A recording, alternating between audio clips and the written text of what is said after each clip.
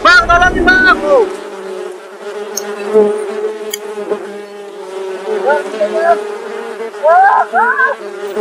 Gimana ini? Ya ini kita ngambil madu si Aldo sama itu udah disengat.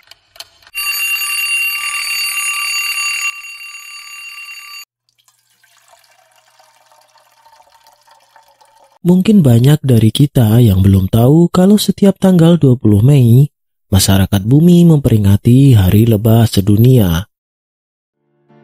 Meskipun ada yang bilang ini sama pentingnya dengan peringatan Hari Perlindungan Anak Sedunia pada tanggal 1 Juni, atau Hari Perdamaian Internasional yang jatuh pada tanggal 21 September setiap tahunnya.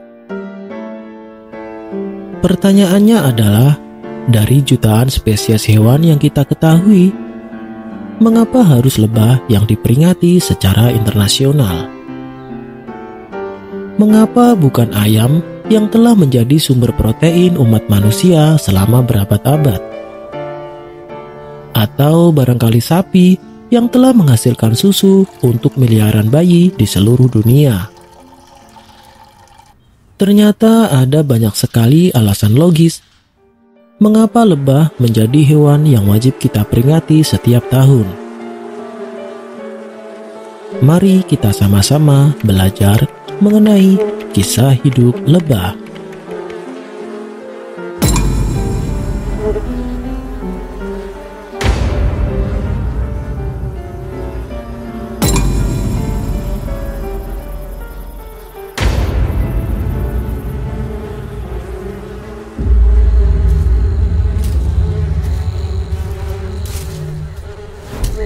Lebah merupakan serangga yang masuk dalam ordo Hymenoptera atau serangga bersayap bening bersama dengan tawon, rayap, serta semut dan famili Apidae. Lebah juga merupakan jenis serangga yang sangat umum di sekitar kita. Hingga saat ini, diperkirakan ada sekitar 20.000 spesies lebah yang tersebar di seluruh dunia. Lebah termasuk hewan yang hidup berkelompok secara koloni. Dalam koloni tersebut, mereka menganut sistem kerajaan yang mungkin bisa kita istilahkan sebagai monarki. Pemegang kekuasaan tertinggi dalam setiap koloni lebah adalah Ratu Lebah. Dalam setiap koloni lebah, mereka hanya tunduk pada kekuasaan seekor ratu. Keberadaan ratu sangat mudah kita kenali karena memiliki ukuran tubuh 1,5 kali lebih besar daripada lebah lainnya. Selain itu, warna tubuh sang ratu juga lebih gelap dengan dominasi warna hitam kecoklatan. Ratu lebah memiliki masa hidup yang paling panjang di antara yang lain, yaitu antara 4 hingga 5 tahun lamanya. Ini karena sang ratu hanya mengkonsumsi royal jelly sepanjang masa hidupnya. Ratu juga sangat dihormati karena ia menjadi satu-satunya yang bisa mewariskan keturunan dari koloni lebah. Ia bisa menghasilkan 2.000 telur dalam sehari. Setelah ratu, kita juga mengenal kelompok lebah pekerja yang juga memiliki peranan yang sangat penting dalam koloni lebah. Lebah pekerja ini adalah lebah yang berjenis kelamin betina. Jumlah lebah betina inilah yang mendominasi dalam setiap koloni lebah. Karena bisa mencapai 20.000 hingga 30.000 lebah betina untuk setiap koloni. Lebah betina merupakan lebah pekerja keras yang sangat tangguh karena selalu bekerja tanpa kenal lelah hampir di sepanjang masa hidupnya.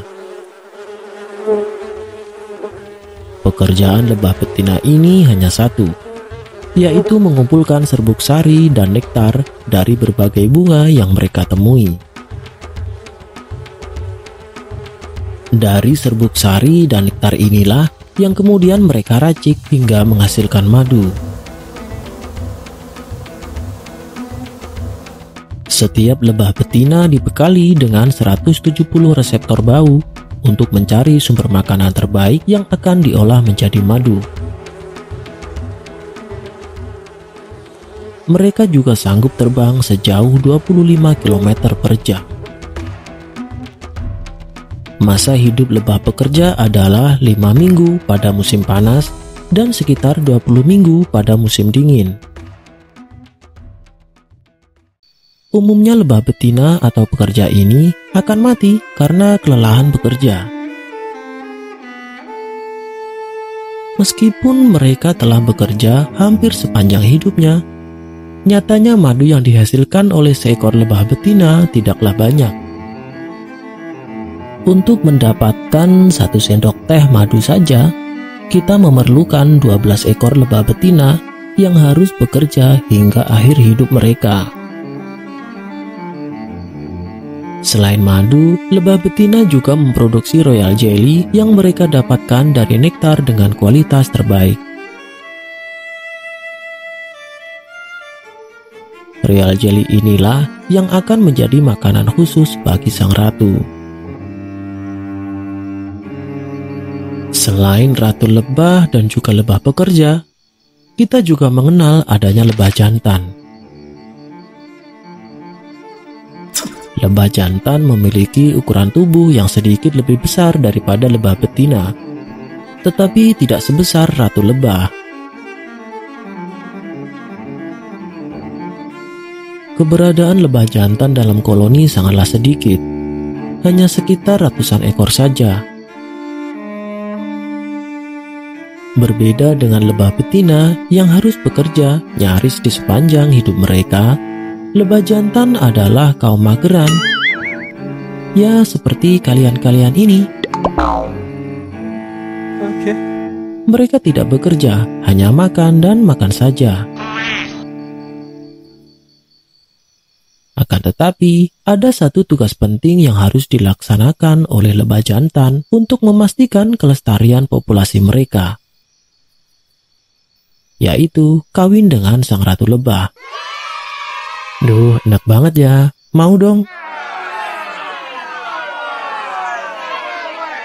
Tapi tunggu dulu. Ketika musim kawin, salah satu lebah jantan akan mendapatkan kehormatan untuk kawin dengan sang ratu. Sayangnya, ini juga menjadi akhir hidup dari lebah jantan tersebut. Setelah kawin dengan sang ratu, lebah jantan harus merelakan testisnya tertinggal selamanya dalam tubuh sang ratu lebah. Dan ia akan mati tidak lama setelah itu. Keberlangsungan hidup populasi lebah yang tetap bertahan hingga hari inilah yang membuat kita tetap bisa menikmati harga yang paling berharga milik mereka, yaitu madu. Belum diketahui secara pasti sejak kapan manusia mengenal madu dan memanfaatkannya. Tapi yang jelas, jejak arkeologi di gua Afrika dan Spanyol menunjukkan manusia telah mengenal madu sejak 7000 tahun sebelum Masehi. Pada zaman 3000 tahun sebelum Masehi, masyarakat Mesir kuno juga menempatkan madu sebagai komoditi yang bernilai sangat tinggi. Orang-orang Mesir kala itu bahkan menjadikan madu sebagai alat pembayaran dan campuran pengawet untuk mumifikasi. Diperkirakan sekitar abad ke-6 Masehi, masyarakat di Arab dan sekitarnya telah menggunakan madu secara luas untuk pengobatan berbagai macam penyakit. Hal ini juga diperkuat dengan penjelasan dalam Al-Quran surat An-Nahl yang menyebutkan bahwa madu adalah obat yang menyembuhkan bagi umat manusia.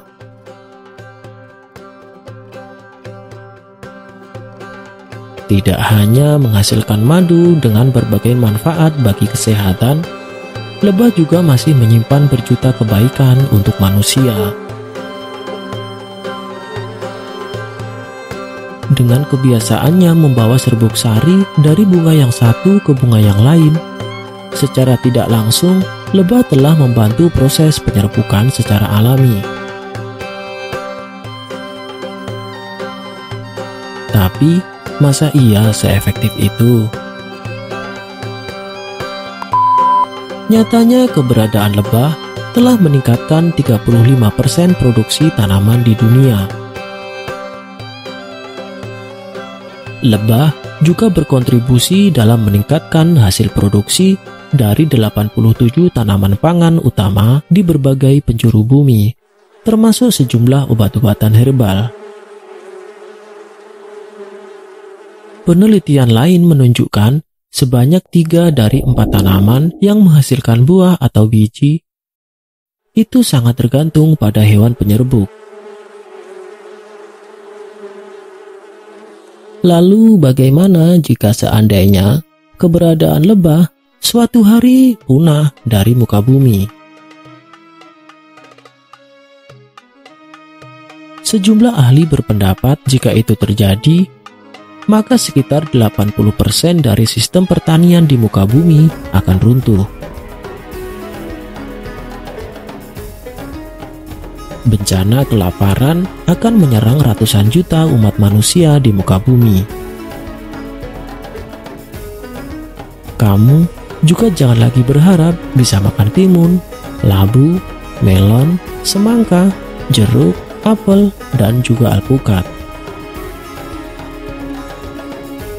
Nah, sampai di sini kalian setuju kan kalau tanggal 20 Mei kita peringati sebagai Hari Lebah Sedunia?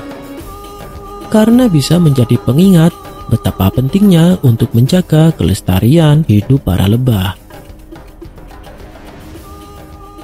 Jangan sampai karena konvensi lahan dan penggunaan insektisida secara berlebihan, populasi mereka jadi berkurang dan lama-kelamaan menjadi lenyap.